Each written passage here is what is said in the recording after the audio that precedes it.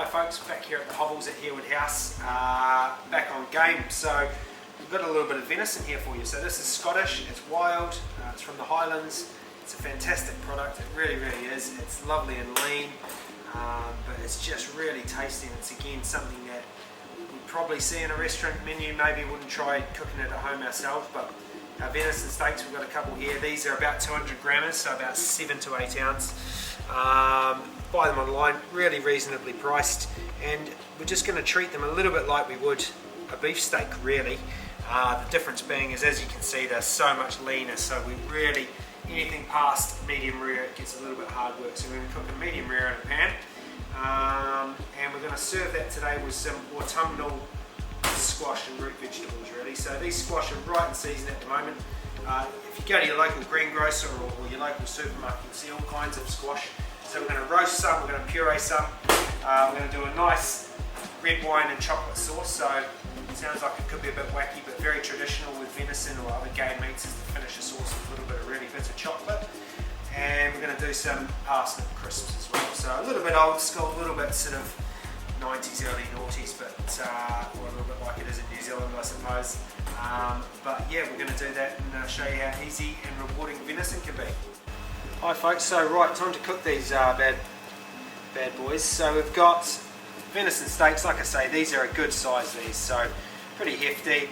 If it's your first time, you can maybe go slightly smaller than that, but they're lovely looking meat. You can see how lean it is. There's not a lot of fat to it, like I said. So you're going to start with some oil in the pan, much like you would cooking a beef steak. This is probably, in terms of leanness, similar to something like a fillet or the middle of a rump, so there's not a huge amount of fat. But we're just going to give that a good sear in a really hot pan, 2 or 3 minutes each side. I would suggest for a steak that thick that you could probably give it a couple of minutes to finish in the oven as well. Just give it a flip these over. Plenty of great colour on there. And everything benefits from a little bit of butter, so we'll get a little bit in the pan.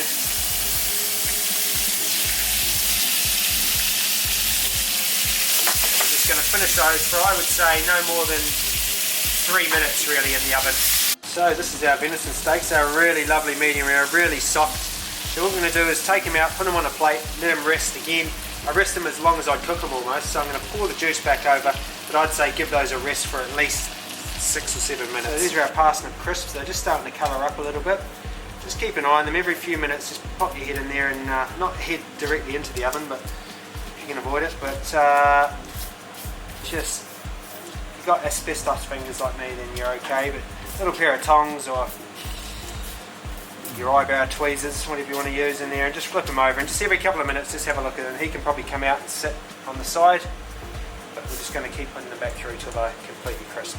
This is our red wine sauce, really standard red wine beef stock, your classic red wine sauce. We're just going to finish that with a little bit of chocolate. Now, it might sound like it's a bit strange, but you can see that sauce starting to thicken up already and get a really amazing gloss to it. You're not necessarily going to taste chocolate. You're going to get a little bit of sweetness in there, and you're going to get a little bit of luxuriousness and a little bit of gloss to the sauce. You want to keep it boiling, just keep it moving around. You're kind of emulsifying that chocolate into the sauce, and it's just going to give you a really thick, glossy, lovely sauce, perfect with venison. And that is your classic venison red wine sauce. So, parsnip crisps. We have them now. You've got to keep an eye on them and keep moving them around a little bit. But if you leave those out now for a couple of minutes, they'll just harden up and you'll have beautifully retro parsnip crisps. So to plate our venison, we're just going to carve it, I think, into nice slices. If you're serving it with something else, then maybe one steak between two would be absolutely fine. We'll just plate this a little bit chefy today, just because why not.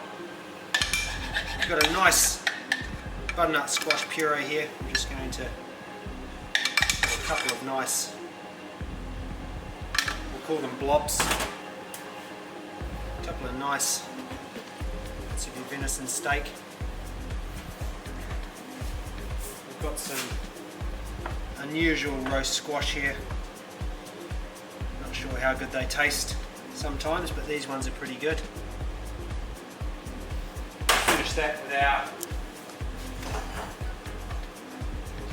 luxurious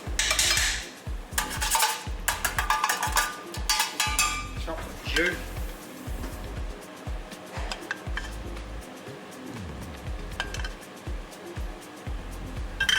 And then just to keep it retro, a few parsnip crisps. And then just to finish, some nice autumnal rosemary flowers. And a little bit of nice purple sage. And there we have an autumnal venison.